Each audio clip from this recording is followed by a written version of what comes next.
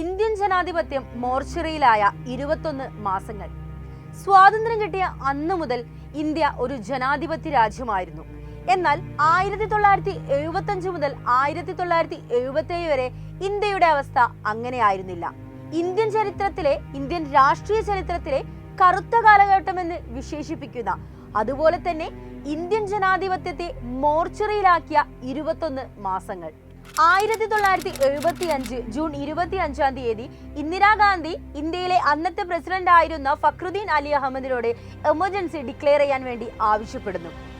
1970 March 21-ാം തീയതി വരെ, അതായത് 635 ദിവസങ്ങളാണ് എമർജൻസിയുടെ നാളുകളായിട്ട് നമ്മൾ പറയുന്നത്.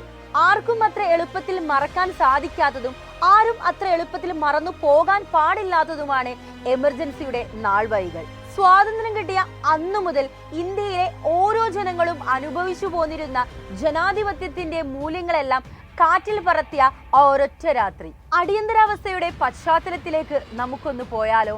ഗരീബി ഹട്ടാവോ എന്ന മുദ്രാവാക്യവുമായി 1971 തിരഞ്ഞെടുപ്പിനെ അഭിമുഖീകരിച്ച ഇന്ദിരാഗാന്ധി കോൺഗ്രസിലെ അതിശക്തയായ നേതാവായി മാറുന്നു. എന്നിരുന്നാലും ഇന്ദിരാഗാന്ധിക്ക് ഒട്ടനേകം വെല്ലുവിളികൾ നേരിടേണ്ടി വന്നു. അതിൽ പ്രധാനമായി ഇന്ദിരാഗാന്ധിയുടെ കോൺഗ്രസ് പാർട്ടിക്ക് അകത്തു നിന്നുള്ള വെല്ലുവിളിയായിരുന്നു. പ്രതീക്ഷിച്ച രീതിയിൽ ഇന്ദിരാഗാന്ധിക്ക് രാജ്യത്തെ സാമൂഹിക സാമ്പത്തിക മേഖലകളിൽ പുരോഗതി കൈവരിക്കാൻ സാധിക്കാത്തത് ജനങ്ങൾക്കിടയിൽ അസ്വസ്ഥത പ്രകടിപ്പിക്കാൻ തുടങ്ങി. ഇനി എന്തെല്ലാം കാരണങ്ങളാണ് അടിയന്തരാവസ്ഥയിലേക്ക് എത്തിച്ചതെന്ന് നമുക്ക് നോക്കിയാലോ? പ്രധാനമായും 3 കാരണങ്ങളാണ് ഇന്ദിരാഗാന്ധി അടിയന്തരാവസ്ഥ പ്രഖ്യാപിക്കാനിടയാക്കിയത്. സാമ്പത്തിക കാരണങ്ങൾ, രാഷ്ട്രീയ കാരണങ്ങൾ, ജുഡീഷ്യറിയുമായുള്ള തർക്കങ്ങൾ. അതിലാദ്യം നമുക്ക് സാമ്പത്തിക കാര്യങ്ങളിലേക്ക് പോയാലോ? 1970-കളിൽ ഇന്ത്യ കടുത്ത സാമ്പത്തിക പ്രതിസന്ധി നേരിട്ടു. 1971 പാകിസ്ഥാനുമായുള്ള യുദ്ധവും അതിനെ തുടർന്നുണ്ടായ അഭയാർത്ഥി പ്രവാഹവും സിറ്റുവേഷൻ ഒന്നുകൂടെ വഷളാക്കിയെന്ന് വേണം പറയാൻ.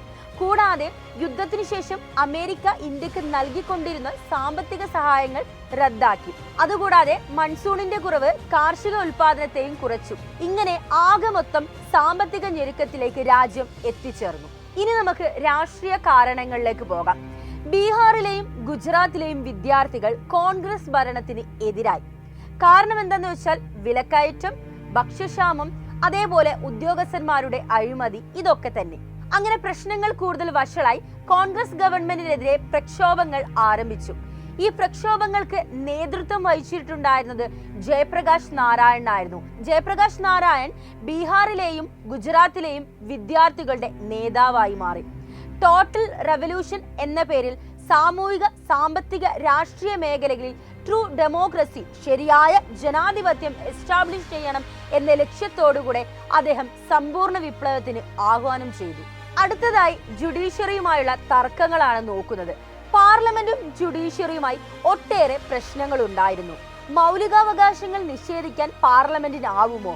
നിർദ്ദേശക തത്വങ്ങൾ നടപ്പിലാക്കുവാൻ വേണ്ടി മൗലികാവകാശങ്ങൾ നിഷേധിക്കാൻ പറ്റുമോ? ഇങ്ങനെയുള്ള ഒട്ടനേകം പ്രതിസന്ധികൾ ജുഡീഷ്യറിയും പാർലമെന്റും തമ്മിലുണ്ടായിരുന്നു.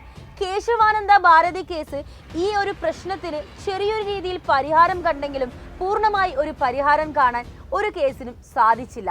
1973 സുപ്രീം കോടതിയിൽ ചീഫ് ജസ്റ്റിസ് പദവി ഒഴിവന്നപ്പോൾ 3 ജഡ്ജിമാരെ മറികടന്ന് AN റായിയെ ചീഫ് ജസ്റ്റിസായി അപ്പോയിന്റ് ചെയ്തതും പ്രശ്നങ്ങൾ കൂടുതൽ വഷളാകാൻ കാരണമായി. ഇനി നമുക്ക് എമർജൻസിയുടെ പശ്ചാത്തലത്തെ കുറിച്ച് പഠിക്കാം. രാജ്നാരായൺ കൊടുത്ത പരാതിയിൽ ഇന്ദിരാഗാന്ധിയുടെ ലോക്സഭാ അംഗത്വം 1975 ജൂൺ 12-ാം തീയതി അലഹബാദ് ഹൈക്കോടതി റദ്ദാക്കുന്നു. 1975 ജൂൺ 25-ാം തീയതി സുപ്രീം കോടതിയിൽ നിന്ന് ഈ പറഞ്ഞ വിധിക്ക്, അഥവാ അലഹബാദ് ഹൈക്കോടതി വിധിക്ക് ഭാഗികമായി സ്റ്റേ ലഭിച്ചെങ്കിലും ഒരു MP എന്ന നിലയിൽ ലോക്സഭയിൽ തുടരാൻ ഇന്ദിരാഗാന്ധിക്ക് അനുവാദമുണ്ടായിരുന്നില്ല. 1975 ജൂൺ 25-ാം തീയതി ഡൽഹിയിലെ രാംലീല മൈതാനത്ത് വെച്ച് ഇന്ദിരാഗാന്ധിക്കെതിരെ ശക്തമായൊരു പ്രക്ഷോഭം നടത്താൻ, ശക്തമായൊരു റാലി നടത്താൻ വേണ്ടി ജയപ്രകാശ് നാരായൺ ആഹ്വാനം ചെയ്തു. അതാണ് നമ്മൾ നേരത്തെ പറഞ്ഞിട്ടുണ്ടായിരുന്ന ടോട്ടൽ റെവല്യൂഷൻ. എന്നാൽ ഇതേ ദിവസം തന്നെ ആർട്ടിക്കിൾ 352 പ്രകാരം രാത്രി, അതും അർദ്ധരാത്രിക്ക് തന്നെ ഇന്ദിരാഗാന്ധി എമർജൻസി ഡിക്ലെയർ ചെയ്യുന്നു. ഇന്ദിരാഗാന്ധി എന്ന് പറയുമ്പോൾ ഇന്ദിരാഗാന്ധി അന്നത്തെ പ്രസിഡന്റ് ആയിരുന്ന ഫക്രുദ്ദീൻ അലി അഹമ്മദിനോട് നിർദ്ദേശിച്ചതിനെ തുടർന്ന് രാജ്യത്ത് എമർജൻസി ഡിക്ലെയർ ചെയ്യുന്നു. സാധാരണഗതിയിൽ മന്ത്രിസഭയിലെ അംഗങ്ങളുമായി കൂടിയാലോചിച്ചതിനു ശേഷമാണ് എമർജൻസി ഡിക്ലെയർ ചെയ്യുക. പക്ഷേ നമ്മുടെ എമർജൻസിയിൽ കുറച്ച് വ്യത്യാസങ്ങൾ ഉണ്ടായിരുന്നു. പിറ്റേ ദിവസം, അതായത് രാവിലെ 6 മണിക്ക് ശേഷം ചേർന്ന മന്ത്രിസഭയിലാണ് പല മന്ത്രിമാരും ഈ ഒരു വാർത്ത അറിയുന്നത്. അടിയന്തരാവസ്ഥയുടെ പ്രത്യാഘാതങ്ങളൊന്നും നമുക്ക് അറിഞ്ഞാലോ? ഇന്ദിരാഗാന്ധിക്കെതിരെ നിന്നിരുന്ന എല്ലാ പ്രമുഖ നേതാക്കളെയും ഇവരെന്തു ചെയ്യുന്നു? അറസ്റ്റ് ചെയ്യുന്നു. അതുകൂടാതെ കുറ്റം ചെയ്തേക്കാം എന്ന് പറഞ്ഞുകൊണ്ട് ഒരു നിയമം വരുന്നു. എന്താണത്? പ്രിവെന്റീവ് ഡിറ്റൻഷൻ, കരുതൽ തടങ്കൽ. അങ്ങനെ ഒരുപാട് കോൺഗ്രസ് നേതാക്കളെ ഇവർ കൊണ്ടുപോയി ജയിലിലിടുന്നു.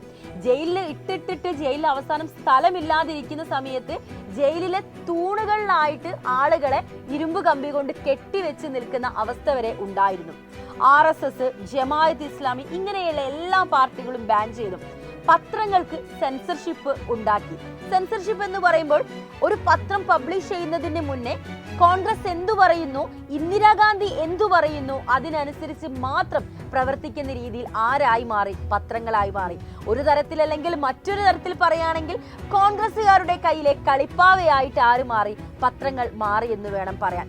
അവർക്ക് മറ്റൊന്നും ചെയ്യാൻ പറ്റുമായിരുന്നില്ല. കാരണം എന്തെന്നാൽ അന്നത്തെ പത്രങ്ങളെല്ലാം അവരുടെ വരവ് ചിലവ് കാര്യങ്ങളൊക്കെ നടന്നിരുന്നത് എങ്ങനെയായിരുന്നു? ഗവൺമെന്റ് കൊടുക്കുന്ന പരസ്യങ്ങളെ വെച്ചിട്ടായിരുന്നു. ഗവൺമെന്റിന്റെ സപ്പോർട്ട് കുറഞ്ഞാൽ എന്ത് ചെയ്യും? സ്വാഭാവികമായിട്ടും ഒരു പത്രങ്ങളും അവർക്ക് റണ്ണ് ചെയ്യാൻ പറ്റില്ല. ഇന്ത്യൻ കോൺസ്റ്റിറ്റ്യൂഷന്റെ ഏറ്റവും കാതലായ ഭാഗം എന്ന് പറയുന്നതാണ് നമ്മുടെ ഫണ്ടമെന്റൽ റൈറ്റ്സ്. അതുപോലും എടുത്തു മാറ്റിയൊന്നായിരുന്നു നമ്മുടെ എമർജൻസി എന്ന് പറയുന്നത്. ഇന്ത്യൻ കോൺസ്റ്റിറ്റ്യൂഷന്റെ ഒരു മിനി കോൺസ്റ്റിറ്റ്യൂഷൻ അല്ലെങ്കിൽ മിനി വേർഷനായി വന്ന വളരെ വിവാദകരമായ 42ാം ഭേദഗതിയും നടന്നത് ഈ ഒരു സമയത്തു തന്നെയായിരുന്നു. അടിയന്തരാവസ്ഥയ്ക്ക് ശേഷം നടന്ന പൊതു തെരഞ്ഞെടുപ്പിൽ അങ്ങനെ ആദ്യമായി കോൺഗ്രസ് പാർട്ടി പരാജയപ്പെടുകയും ജനതാ പാർട്ടി അധികാരത്തിൽ വരികയും ചെയ്തു. അങ്ങനെ മൊറാർജി ദേശായി ഇന്ത്യയിലെ അടുത്ത പ്രധാനമന്ത്രിയായി തിരഞ്ഞെടുക്കപ്പെട്ടു. ഇന്ത്യൻ രാഷ്ട്രീയ ചരിത്രത്തിലെ കറുത്ത കാലഘട്ടം എന്ന് വിശേഷിപ്പിക്കുന്നതും ഇന്ത്യൻ ജനാധിപത്യത്തിന്റെ മൂല്യങ്ങളെ കാറ്റിൽ പറത്തിയതുമായ എമർജൻസി, അടിയന്തരാവസ്ഥ ഇനിയൊരിക്കലും ഇന്ത്യൻ ജനത നേരിടേണ്ടി വരാതിരിക്കട്ടെ എന്ന് നമുക്ക് പ്രത്യാശിക്കാം.